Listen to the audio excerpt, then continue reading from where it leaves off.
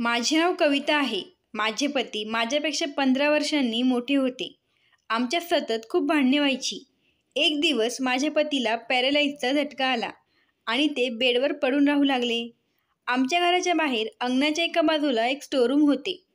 जेव्हाही मी माझ्या पतीजवळ जायचे तेव्हा माझे पती रडत रडत स्टोरूमकडे बोट दाखवत मला तिथे जाण्याचा इशारा करायचे. पण मी जेव्हा स्टोरूममध्ये जाऊन बघायचे तर तिथे कोणीच नसायचे.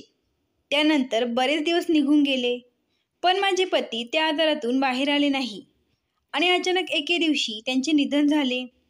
त्यांचे निधन होऊन 1 आठवडा झाला होता. मी घराच्या बाहेर बसले होते तेव्हा मला आठवले की माझे पती सतत मला आमच्या स्टोरूमकडे बोट दाखवत जाण्याचा इशारा का करायचे. मी विचार करत होते, पण मला काहीच समजत नव्हते ते असे का करत होते. पुढे नंतर बरेच दिवस निघून गेले.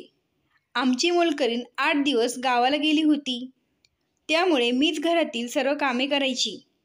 एक दिवस माझी घरातील कामे लवकर उरकली आणि माझे लक्ष घराच्या बाहेर असलेल्या स्टोरूमवर गेले. मला वाटले की आज सर्व कामे उरकली आहेत, म्हणून मी स्टोरूमही साफ करावे. मग मी तिथे साफसफाई करायला गेले. पण जेव्हा मी स्टोरूमचा दरवाजा उघडला आणि स्टोरूमची साफसफाई करू लागले तेव्हा मला तिथे साफसफाई करताना असे काही सापडले की मी त्याकडे बघतच राहिले. असे म्हणतात की देव एखाद्याला इतके भरभरून देतो की याचा तो विचारही करू शकत नाही. मी सुद्धा अशा लोकांपैकी एक होते. माझे नाव कविता होते. मी दिसायला फार सुंदर होते. माझ्या आईवडिलांनी माझे लग्न एका मोठ्या माणसाशी करून दिले, जो सरकारी खात्यात खूप मोठ्या पोस्टवर होता. पण माझ्यापेक्षा वयाने तो 15 वर्षांनी मोठा होता आणि त्याच्या डोक्यावर एक केसही राहिला नव्हता. आम्ही जेव्हा एकत्र बाहेर जायचो तेव्हा लोक मला त्यांची मुलगी समजायची. त्यांनी मला सांगितले की जास्त जेवण करत जा, म्हणजे तुझे वजन वाढेल आणि मी त्यांची बायको म्हणून शोभेल. एके दिवशी मी त्यांना गमतीने म्हणाले की तुम्ही जिम लावून तुमचे वजन नियंत्रणात ठेवू शकता. तुम्ही तुमचे वजन कमी का करत नाही. यावर त्यांनी रागात येऊन माझ्या जोरात कानाखाली मारली. त्यांनी मला एवढे जोरात मारले की मी जमिनीवर पडले. आमच्या लग्नाला नीट 1 महिनाही पूर्ण झाला नव्हता. ते म्हणत होते की तू बाई आहे तर बाईसारखीच राहा, माझ्या डोक्यावर बसायचा प्रयत्न करू नको. मी तुम्हा बायकांना चांगलं ओळखतो. जर तुम्हाला नियंत्रणात ठेवलं नाही तर तुम्ही खूप डोक्यावर चढता. आणि हे लक्षात असू दे, तू माझ्याच घरात राहते, तू माझेच खाते, मी तुझ्यासाठी सर्व काही करतो. तुला माझी चेष्टा करण्याचा काहीच अधिकार नाही. यावर मी त्यांना म्हणाले, मी तुमच्याशी चेष्टा करत नव्हते. त्यांनी माझे काहीच ऐकले नाही. त्यांना माझ्या अशा साध्या गोष्टीचे खूप वाईट वाटले आणि ते बराच वेळ मला टोमणे मारत राहिले. त्या दिवसापासून ते माझ्यासाठी खायला अशा गोष्टी आणायचे ज्याने माझे वजन वाढेल.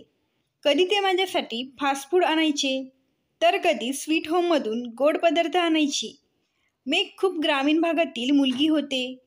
मला हे सगळं खाण्याची सवय नव्हती, त्यामुळे माझे पोट बिघडायचे. पण तरीही ते म्हणायचे की तू खाशील तर माझ्यासारखीच होशील. काही दिवसातच बाहेरच्या खाण्यामुळे माझे वजन वाढले आणि मी खूप विचित्र दिसू लागले. त्यानंतर सगळे मला विचारू लागले, लग्नानंतर तुला काय झाले. पूर्वी तू खूप सुंदर होतीस, तुझे वजन इतके लवकर कसे काय वाढले. माझ्यासोबत जे घडत होते ते मी कोणालाही सांगू शकत नव्हते.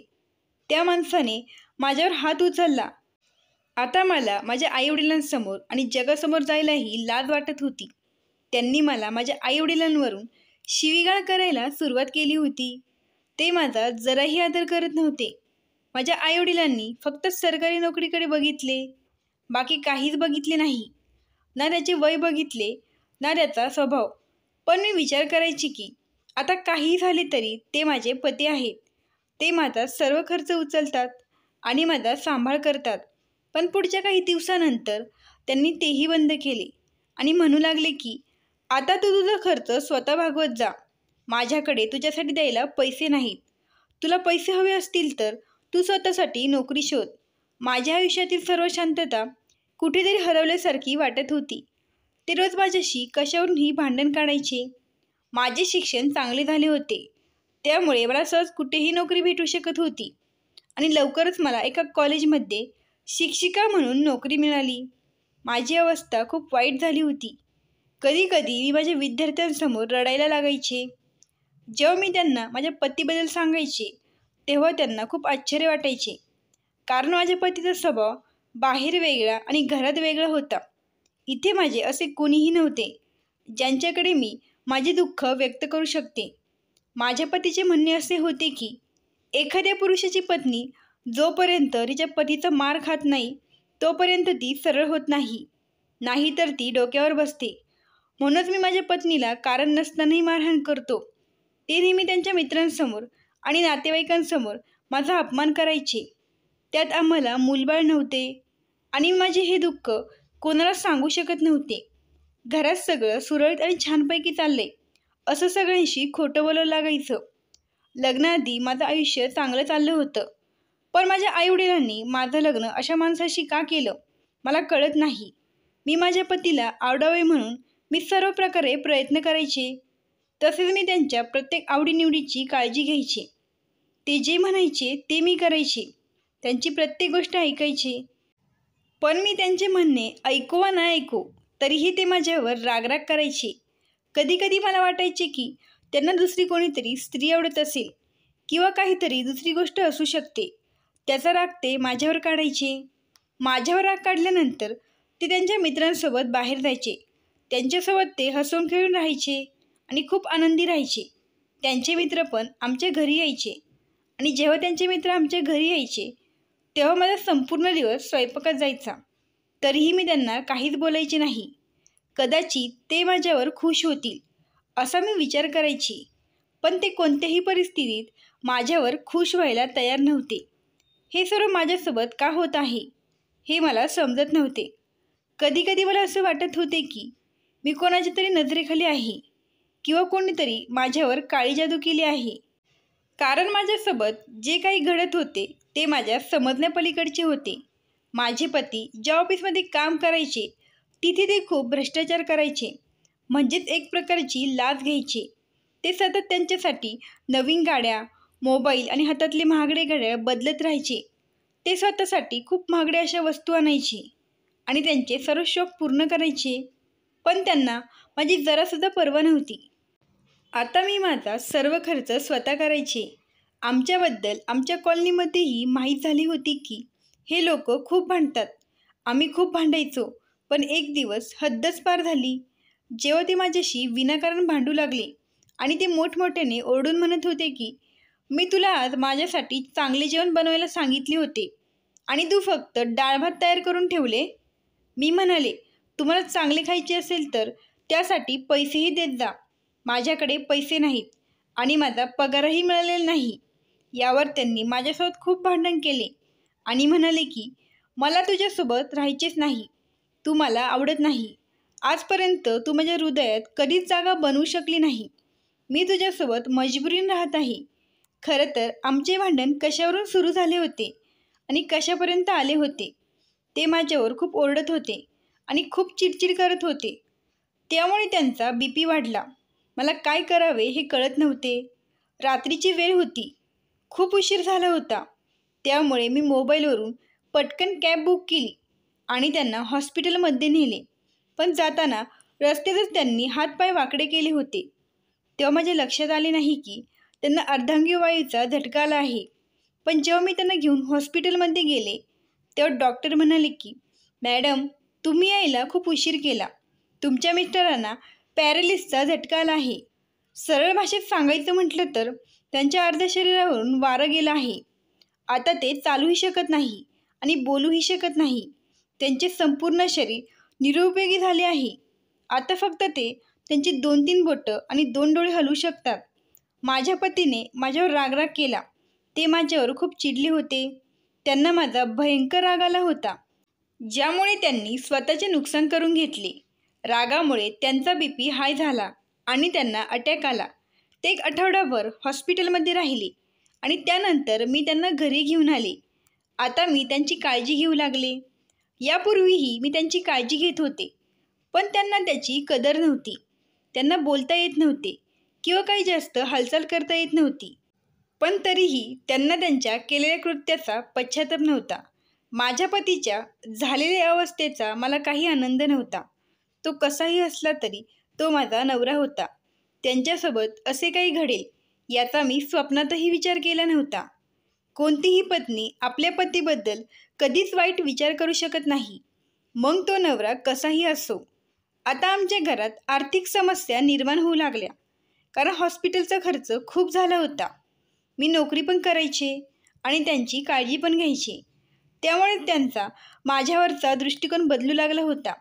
ते विचार करत होते की माझी बायको, जिच्याशी मी इतका वाईट वागलो, जिला मी मारहाण केली, जिचा मी सतत रागराग केला, तरीही आज तीच माझी इतकी काळजी घेत आहे आणि माझी सेवा करत आहे. हवे तर ती मला सोडून गेली असती, पण तिने तसे केले नाही. एक दिवस माझ्या नवऱ्याने माझ्याकडे बघून विचित्र हावभाव केले. ते काय बोलत होते ते मला समजले नव्हते. त्यांनी मला बोटाने इशारा केला. मला वाटले की ते म्हणताय मला बाथरूमला जायचे आहे किंवा मला भूक लागली आहे. पण आज त्यांनी दिलेला हावभाव वेगळा होता. ते आमच्या घरावर असणाऱ्या स्टोरूमकडे बोट दाखवत होते. पण याचा अर्थ असा नव्हता की त्यांना स्टोरूममध्ये जायचे आहे. मी त्यांना विचारले, काय झाले? तुम्ही स्टोरूमकडे बोट का दाखवत आहात? तुम्हाला स्टोरूममध्ये जायचे आहे का? तर त्यांनी नकार दिला. मी एक मोलकरीण ठेवली होती, कारण मी पूर्ण दिवस त्यांच्यासोबत घरी राहू शकत नव्हते आणि माझी नोकरी देखील सोडू शकत नव्हते. जर मी नोकरी नाही केली तर घर खर्च कसा भागणार, म्हणून मी एक मोलकरीण ठेवली. माझे पती आता कामावर जाऊ शकत नव्हते, त्यामुळे त्यांचा पगारही येणे बंद झाले होते आणि जे त्यांचे फंडाचे येणारे पैसे होते ते काही कारणास्तव त्यांच्या अकाउंटला जमा झाले नव्हते. जेव्हा मी त्यांना पैशासाठी फोन करायचे तेव्हा ते लोक काही ना काहीतरी बहाणा करत असे. एकतर ते पैसेही आम्हाला मिळत नव्हते आणि माझे पतीचे काम असे होते की बरेच लोक त्यांना ओळखत होते आणि त्यांना घाबरत होते. त्यांच्या सहीशिवाय फाईल पूर्ण होत नव्हती, म्हणून मोठमोठे लोक त्यांना लाखो रुपयांची लाच देत असत. माझ्या पतीचे काही नातेवाईकही पैशांमुळे त्यांना चिटकून असायचे. पण जसजसा त्यांचा वाईट काळ चालू झाला तसतसे त्यांचे सर्व नातेवाईक त्यांना सोडून जाऊ लागले. आता त्यांना समजलं की त्यांच्या वाईट काळात सगळ्यांनीच त्यांची साथ सोडली होती, पण माझ्या वाईट काळात फक्त माझी बायकोच माझ्यासोबत आहे हे त्यांना लवकरच कळाले होते. माझे पती रोज रात्री स्टोरूमकडे बोट दाखवून रडत असे. त्यांचे असे रडणे पाहून मलाही खूप रडायला यायचे, कारण मला त्यांना अशा अवस्थेत बघवले जात नव्हते. आमच्या लग्नाला 5 वर्षे झाली होती आणि या 5 वर्षात त्यांनी मला नीट सुखाचा श्वासही घेऊ दिला नव्हता. ते रोज माझे रक्त आटवत होते. त्यांनी मला खूप त्रास दिला होता, पण मी त्यांना माफ केले होते. कदाचित त्यांना त्यांच्या कृत्याची शिक्षा मिळाली होती. या पलीकडे मला त्यांना आणखीन शिक्षा द्यायची नव्हती. ते रडत रडत स्टोरूमकडे इशारा करायचे. त्यावर मी स्टोरूममध्ये जाऊन बघायचे, पण तिथे काहीच नसायचे. ना त्यांची तिथे काही वस्तू होती, ना त्यांना हवी असलेली तिथे काही गोष्ट होती. जर पुन्हा पुन्हा ते एकच कृती करत असेल तर यामागे नक्कीच काहीतरी कारण असू शकते, असा मी विचार करत होते. पण मला समजत नव्हते की यामागे नक्की काय कारण असू शकते. एक दिवस त्यांची चुलत बहीण आमच्या घरी आली आणि आश्चर्याची गोष्ट म्हणजे ती त्यांना न भेटता माझ्या जवळ आली आणि विचित्र गोष्ट बोलू लागली. ती म्हणत होती की तुला तुझ्या नवऱ्याच्या फंडाचे पैसे कधी मिळणार? यावर मी म्हणाले, मला माहीत नाही. मी रोज फोन करते, पण ते लोक काहीतरी बहाणा करतात आणि पैसे देण्यास टाळाटाळ करतात. ती म्हणाली, खूप पैसे असतील, एवढ्या पैशाचे तू काय करणार? मी म्हणाले, मी माझ्या नवऱ्यावर उपचार करेल. कदाचित त्यांच्यावर दुसऱ्या शहरात मोठ्या हॉस्पिटलमध्ये उपचार होऊ शकतात. मग ती मला म्हणू लागली की तुझ्या नवऱ्याने दुसरे लग्न तर केले नसेल ना? मी म्हणाले, मला माहीत नाही, पण ते मला घर खर्चासाठी कधीच पैसे देत नव्हते. ती म्हणाली, मग त्याने दुसरे लग्न 100% केले असणार. यावर मी तिला म्हणाले, तसे असते तर ती बाई आत्तापर्यंत इथे कधीच येऊन बसली असती. पण माझ्या नवऱ्याने मला याबद्दल कधी काही सांगितले नव्हते. मला वाटत नव्हते की त्यांनी दुसरे लग्न केले असेल. यावर ती म्हणू लागली की तू खोटं बोलत आहेस. त्याची सर्व संपत्ती तुझ्याकडे आहे. तो अनेक लोकांकडून लाखो रुपयांची लाच घ्यायचा. ते सर्व पैसे तो तुझ्यावर उडत होता. तो तुझे सर्व नखरे पुरवत होता. तिच्या अशा बोलण्यावर मला खूप राग आला. मी तिला म्हणाले, जरी उडवत असला तरी काय झाले, तो माझा नवरा आहे. आणि हे बघ, मी स्वतः काम करते. थंडी असो वा गरमी किंवा मला बरं वाटत नसेल तरी मी माझ्या कामावर जाते. महिन्याचे 30 दिवस काबाड कष्ट केल्यावर मला कुठे 20,000 रुपये पगार मिळतो. त्यातूनच मी माझा घर खर्च आणि माझ्या नवऱ्याचा औषध खर्च भागवते. जर तुला वाटत असेल की मी त्यांचे पैसे घरात लपवले आहे, तर तू स्वतः आमच्या घराशी तलाशी घेऊ शकते. त्यांचे पैसे आणि त्यांची दुसरी बायकोही भेटली तर तू मला पण सांग. मग ती म्हणू लागली, तू खूप वाईट स्वभावाची आहेस आणि तो नवराही असाच होता. म्हणूनच आज त्याची अशी अवस्था झाली आहे. तुझी पण तुझ्या नवऱ्यासारखीच अवस्था होईल. आज तो तुझ्यावरच अवलंबून आहे. उद्या असे व्हायला नको की तू सुद्धा कोणावर तरी अवलंबून राहशील आणि जर असे झाले तर तुम्हा दोघांची काळजी घेणारं कोणीच नसेल. तुमच्या दोघांचे हाल होईल आणि तुम्हाला खूप वाईट मरण येईल. तिचे असे बोलणे ऐकून मी हैराण झाले आणि विचार करू लागले, हे कसले जग आहे. हे जग आपल्याला कोणत्याही परिस्थितीत सोडत नाही. तरीही मी तिला शांततेत सांगितले की तू इथून जाऊ शकतेस. मग ती निघून गेली. मी माझ्या नवऱ्याला सर्व काही सांगितले. ते शांतपणे सर्व ऐकत होते, समजून घेत होते आणि रडत होते. त्यांना कदाचित माझ्याशी बोलायचे होते, पण त्यांना बोलता येत नव्हते. दुसऱ्या दिवशी डॉक्टरांनी चेकअप करून घेतले आणि डॉक्टरांनीही तेच सांगितले, त्यांची बरी होण्याची आशा फार कमी आहे. आता सर्व काही देवाच्याच हातात आहे. तुमची इच्छा असेल तर तुम्ही त्यांना दुसऱ्या डॉक्टरांकडे घेऊन जाऊ शकता. डॉक्टर दर महिन्याला यायचे आणि तपासायचे, पण त्यांच्यात कोणताच फरक पडत नव्हता. माझे पती पुन्हा पुन्हा स्टोरूमकडे बोट दाखवायचे. ते काय बोलण्याचा प्रयत्न करायचे ते मला समजत नव्हते आणि ते खूप रडत राहायचे. डॉक्टर म्हणाले, जर ते असेच रडत राहिले तर त्यांचे डोळे देखील खराब होतील. मग ते तुम्हाला बघूही शकणार नाही, कारण आता फक्त त्यांच्याकडे त्यांचे डोळेच उरले आहे.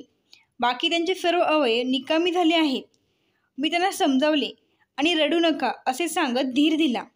एक दिवस मी सकाळी त्यांना उठवायला गेले तेव्हा त्यांनी मला काहीच प्रतिसाद दिला नाही.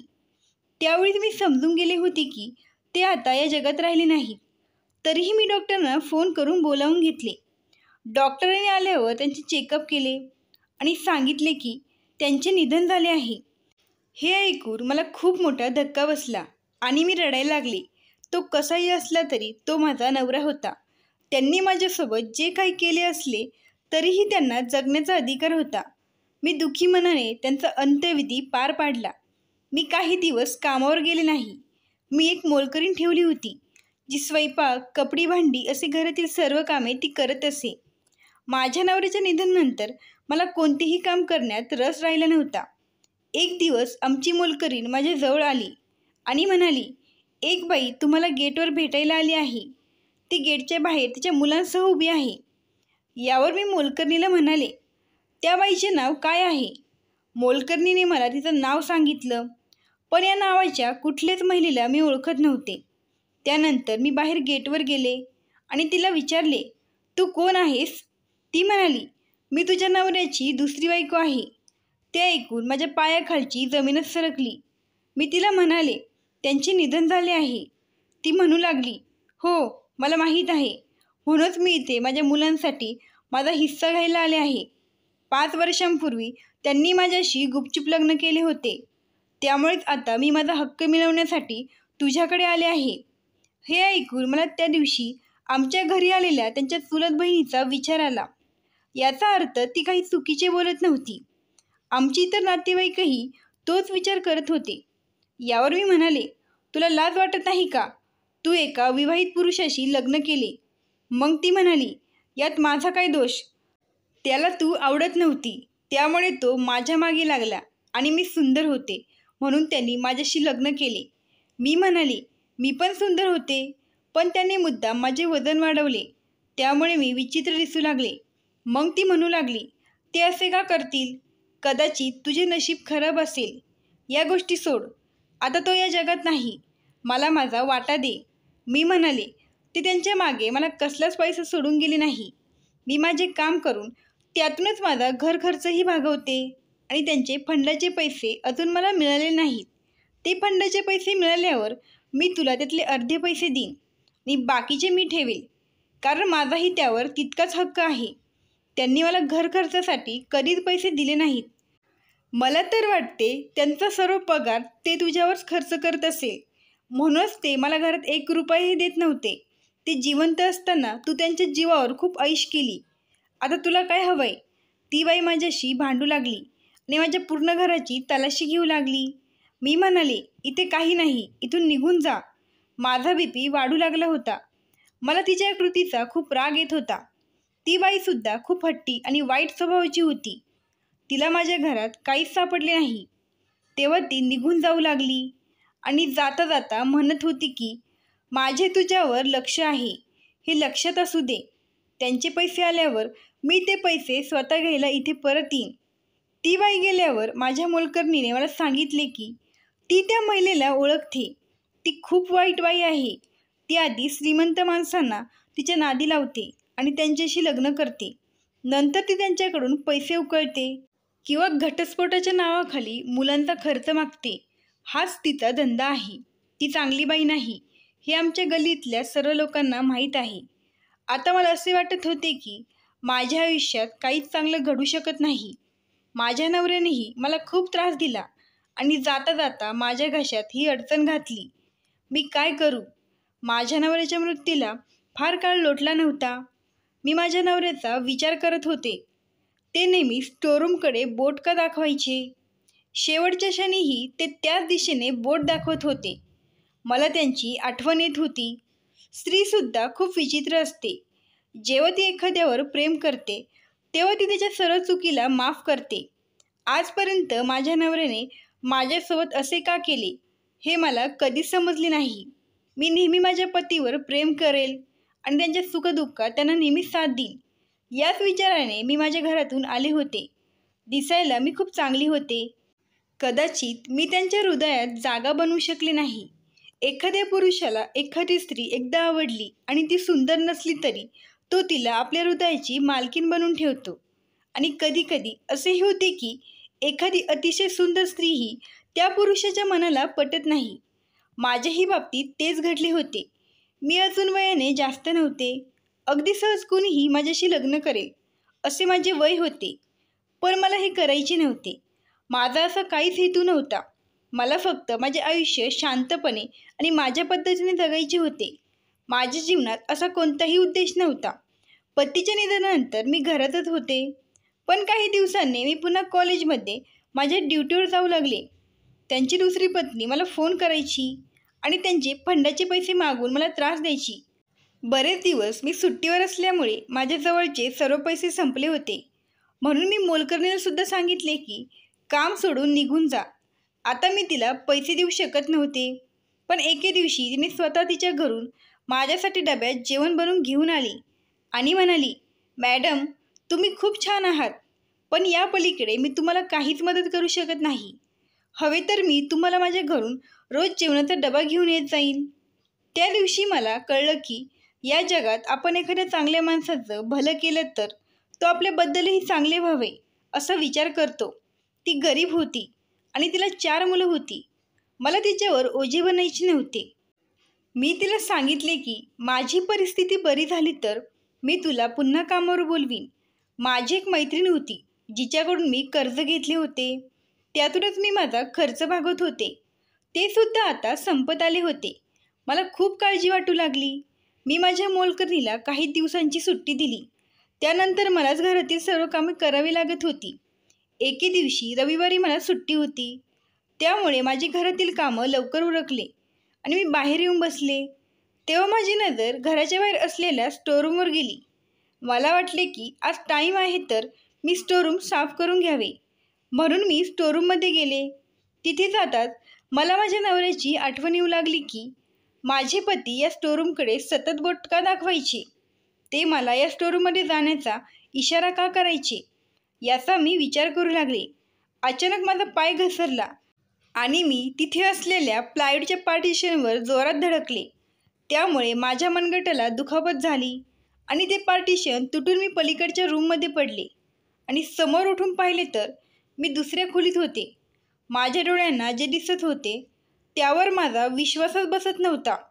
या भिंतीच्या मागे एक खोली होती आणि तिथे एक तिजोरी होती. जेव्हा मी आत जाऊन ती तिजोरी उघडून पाहिले तर त्याच्या आत खूप संपत्ती होती. त्यात नोटांचे बंडल, सोने, चांदी आणि काही पेपरही होते. ते पेपर याच घराचे होते. माझ्या पतीने हे घर माझ्या नावावर विकत घेतले होते. आता मला समजले होते की माझे पती या दिशेने इशारा का करत होते. सर्वांना माहीत होते की माझे पती लाच घेतात. ते लाचखोर मोठे ऑफिसर होते. त्यामुळेच कदाचित हे लाचेचेच पैसे असावेत. मी तिथून सर्व सामान बाहेर काढले आणि तिथे सर्व पहिल्यासारखे करून स्टोरूमचा दरवाजा बंद केला. त्यानंतर 8 दिवसात मी हे घर विकले आणि ते पैसे मी माझ्या अकाउंटवर ट्रान्स्फर केले. मग मी फोन करून मोलकरणीला बोलावून घेतले आणि तिला सांगितले की घरातील सर्व सामान पॅक कर. मी इथून जात आहे. मी संपत्तीचा काही भाग माझ्या पतीच्या दुसऱ्या पत्नीला देण्याचा विचार करत होते. पण मोलकरणीने मला सांगितले की ती 2 मुले तिची नाहीत. ती खोटं बोलत होती. ती मुलं दुसऱ्यांची होती. ती तुमच्या नवऱ्याची मुलं नव्हती. ती बाई आमच्या वस्तीत राहते. काल एक माणूस आला आणि त्याची मुलं घेऊन गेला.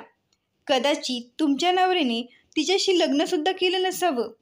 ती खोटं बोलत आहे. ही बाई असे नाटक करून पैसे कमावते. मी शांतपणे तिचे बोलणे ऐकत होते. मी मोलकरणीला तिचा पगार आणि वर काही पैसे दिले. तिला वाटले की कदाचित माझा पगार झाला आहे. मी तिथून निघाले. तिला काही घरातले वस्तू दिल्या आणि काही पैसे. मी माझ्यासोबत बरेच सामान घेतले आणि दुसऱ्या शहरात गेले, जिथे मी पुन्हा एका कॉलेजमध्ये शिक्षिकेचे काम करू लागले. आज माझ्याकडे एक घर आणि एक कार आहे. मी माझ्या पतीच्या नावावर अनाथाश्रम बांधले. या अनाथाश्रमासाठी जो पैसा वापरण्यात आला तो माझ्या पतीने लाच घेतलेला पैसा होता. कदाचित नशिबाला हेच मान्य होते की या पैशांचा वापर योग्य ठिकाणी व्हावा. मला या पैशातून काही चांगले काम करायचे होते. पण हे सर्व विचित्र वाटते की त्यांनी हे पैसे इतके वर्ष साठवले होते, पण ते खर्च करू शकले नाही. हे आयुष्य आहे, त्यात चढ उतार होत असतात. पण आता मी कोणावरही विश्वास ठेवू शकत नव्हते. त्यामुळे मला पुन्हा लग्न करायचे नव्हते. मी माझ्या नवऱ्याची आनंदाने आठवण काढते आणि त्यांच्या आत्म्यासाठी देवाकडे प्रार्थना करते, कारण कसेही असले तरी ते माझे पती होते. अशातच पुढे बरेच दिवस निघून गेले. आता माझ्याकडे पैशांची काही कमी नव्हती. त्यांचे फंडाचे पैसेही माझ्या अकाउंटला जमा झाले होते. पण आता माझ्यापुढे एक मोठा प्रॉब्लेम येऊन उभा होता. तो म्हणजे एकटेपणा. मी ज्या कॉलेजमध्ये शिक्षिका होते तिथे माझा वेळ खूप लवकर निघून जायचा, पण घरी आल्यावर माझा वेळ निघून जात नव्हता. मी अनेकदा माझ्या आईवडिलांना माझ्याकडे राहायला येण्याचा हट्ट केला, पण त्यांना त्यांचे गाव सोडून कुठेही जायचे नव्हते. माझे वय कमी होते, त्यामुळे ते मला सतत दुसरे लग्न करण्याचा सल्ला द्यायचे आणि म्हणायचे की अजून तुझ्यापुढे खूप मोठे आयुष्य आहे आणि हे आयुष्य घालवायला प्रत्येक पुरुषाला किंवा स्त्रीला आपल्या जोडीदाराची गरज असते आणि आता तूच तुझ्या जोडीदाराची निवड करू शकते. पण मी ठरवलं होतं की मी कधीच लग्न करणार नाही. या डोंगराएवढ्या आयुष्यापुढे मी मजबूर होते, कारण हा एकटेपणा कुठल्याच माणसाच्या नशिबी येऊ नये. मी ज्या कॉलेजमध्ये शिकवायचे त्या कॉलेजमध्ये एक शेखर नावाचे सर होते आणि त्यांचे वडील त्याच कॉलेजचे संचालक आणि प्रिन्सिपल होते. शेखर यांच्याशी माझी खूप चांगली मैत्री होती. ते अविवाहित होते हे मला माहीत होते. एक दिवस मी सरांच्या घरी कॉलेजच्या काही महत्त्वाच्या फाईल घेऊन गेले. मी सरांच्या बंगल्यात प्रवेश केला. आमच्या कॉलेजचे संचालक हॉलमध्ये माझीच वाट बघत बसले होते. कदाचित त्यांचा मुलगा शेखर त्यांच्या रूममध्ये होते. सरांनी त्यांच्या नोकराला आवाज दिला आणि माझ्यासाठी कॉफी घेऊन यायला सांगितले. सरांच्या पत्नीचा मोठा फोटो समोर हार घातलेल्या अवस्थेत होता. मी समजून गेले की त्यांची पत्नी या जगात नाही. तिथे बरेच नोकर होते, पण त्या घरात कोणतीच स्त्री दिसत नव्हती. मी सरांना विचारले, सर हा फोटो? यावर सर म्हणाले, ही माझी पत्नी आणि शेखरची आई आहे. शेखरचा जेव्हा जन्म झाला त्याच वेळी तिचा मृत्यू झाला. शेखरला मी लहानाचे मोठे केले, पण आजही त्याला असे वाटते की त्याचा जन्म झाला आणि त्याच्या आईचा मृत्यू झाला. पण मी अनेक वेळा त्याची समजूत काढण्याचा प्रयत्न केला, पण तो स्वतःला दोष देत असतो. त्याचे अजून लग्न झाले नाही हे तुलासुद्धा माहीत आहे. पण तू त्याला याचे कारण विचारले का? हो सर, मी एकदा त्यांना विचारण्याचा प्रयत्न केला होता, पण त्यांनी मला सांगितलं की मॅडम, मैत्री मैत्रीपुरतीच ठेवा.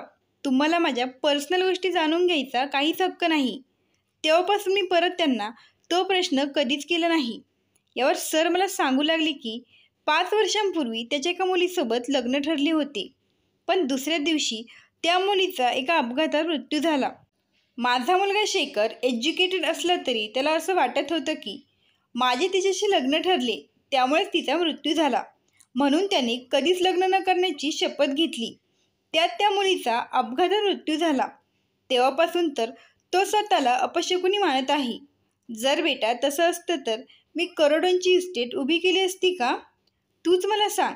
सरांना माझ्याबद्दल तर मी ज्या दिवशी त्यांच्या कॉलेजमध्ये आले होते त्याच दिवसापासून सर्व माहीत होते. त्यांना त्यांच्या मुलाबद्दल फार काळजी होती, पण यात मी त्यांची काहीच मदत करू शकत नव्हते.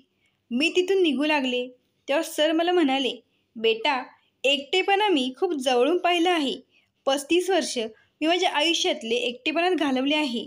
मी गेल्यानंतर मला वाटत नाही की माझ्या मुलावरही तीच परिस्थिती यावी. आणि तू सुद्धा त्याच परिस्थितीतून जात आहे. तुमच्या दोघांमध्ये चांगली मैत्री आहे. शेखरलाही तुझा स्वभाव आवडतो. अनेकदा तो घरी आल्यावर तुझ्याबद्दल माझ्याशी बोलत असतो. सर पुढे काय बोलणार होते ते मला माहीत होतं, पण आमच्या दोघांच्याही मनात तसे काहीच नव्हते. पण सरांनी एकटेपणाला मध्ये आणलं होतं. शेखरने खाली येऊन हे सर्व ऐकले होते. ते तिथेच किचनमध्ये उभे राहून सर्व ऐकत होते. ज्यावेळी त्यांचा नोकर कॉफी घेऊन आला होता त्याच वेळेस माझे लक्ष तिकडे गेले होते. मी तिथून घरी निघून आले. मला पुन्हा ते आयुष्य जगायचं नव्हतं. पण एकटेपणा खूप वाईट असतो हे तितकंच खरं होतं की सर्व पुरुष एकसारखे नसतात. पुढे 2-3 दिवस मी माझ्या ड्युटीवर गेलेच नाही. तिसऱ्या दिवशी मी राहत असलेल्या घरी सर आले. त्यांनी पुन्हा एकदा माझी समजूत काढली आणि मी त्या नात्याला होकार दिला आणि काही दिवसातच आमचे लग्न पार पडले आणि अशा प्रकारे माझ्या नवीन आयुष्याला सुरुवात झाली. मित्रांनो, ही कथा आवडल्यास लगेच सबस्क्राईब करा. धन्यवाद. आभारी आहोत.